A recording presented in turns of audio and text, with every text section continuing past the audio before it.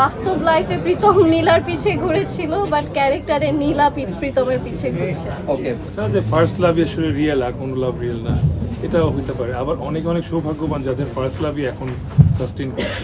Hats off to them. আমার first love sustain করে নাই। আমার ফার্স্ট লাভ অনেক বছর আগেই আমাকে ছেড়ে বা আমিও তাকে ছেড়ে এই গল্পে না যাই।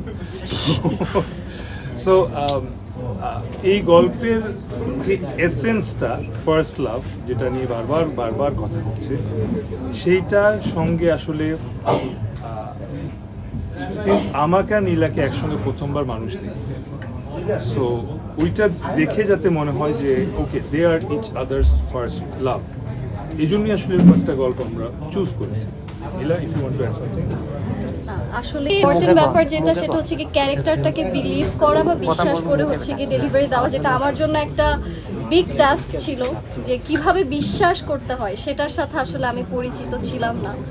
তো ভাইয়া আমাকে বলেছে যে বিশ্বাস করো, ডেলিভারি দাও, বা ওই ক্যারেক্টারটাকে তোমার বুঝতে হবে, জানতে হবে, বা ও কিভাবে ফিল করে, বা ও কিভাবে চিন্তা করে, ও মন খারাপ করলে কি করে, ওই জিনিসগুলো তুমি আনো। কিন্তু যেটা নীলা না, মানে নামটা নীলা, কিন্তু অ্যাকচুয়াল লাইফে নীলার সাথে কিন্তু ওই নীলার অনেক ডিফারেন্স আছে। তো ওই জায়গাগুলো থেকে আমার মনে হয়েছে যে অনেক হার্ডওয়ার্ক আমারও করতে হয়েছে।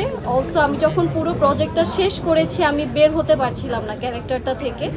আমার দেখা যাচ্ছে যে বাসায় হচ্ছে কি আমার একটু চিড়চিড়া মেজাজ হয়ে যাচ্ছিল, বা আমি হচ্ছে কি একটু স্যাড ছিলাম। অনেক এত লম্বা সময় একসাথে সবার সাথে শুটিং করে আসার পরে আসলে ডিফারেন্ট, আবার বাসায় আসার পর সব নিরিবিলি পরিবেশ।